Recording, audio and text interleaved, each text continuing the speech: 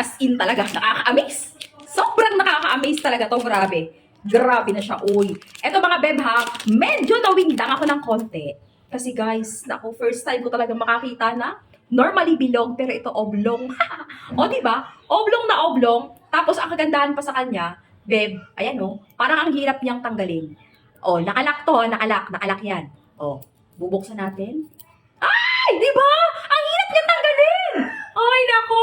Talagang nawindang ako sa kanya kasi good na good talaga sa akin to yung mga ganito. Yung mga mahihirap matanggal kasi nga, ako napakagaslaw ko. O, ayan ang appearance pag suot-suot siya. Minimalist lang ang design. O, di ba? Discounted to ngayon. Tapos, may maganito pa siya.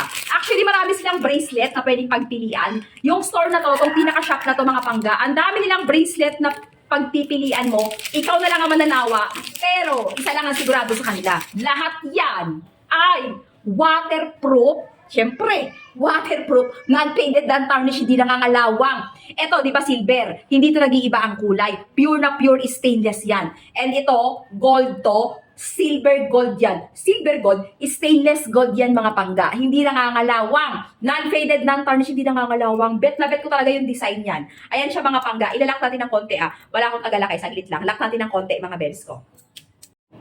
Hala, ang ganda niya. Oh, diba? O, nakalak na yan ha. Ayan siya. Ayan yung pinaka-appearance niya pag nakalak na.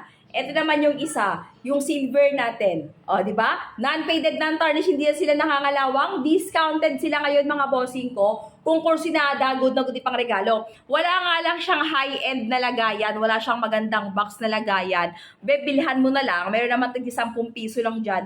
Good na yan. Ang performance and quality naman ng product ay napakamura lang, tapos good na good ang pinaka-quality and performance niyan. Oh, di ba? Minimalist lang. Check mo na.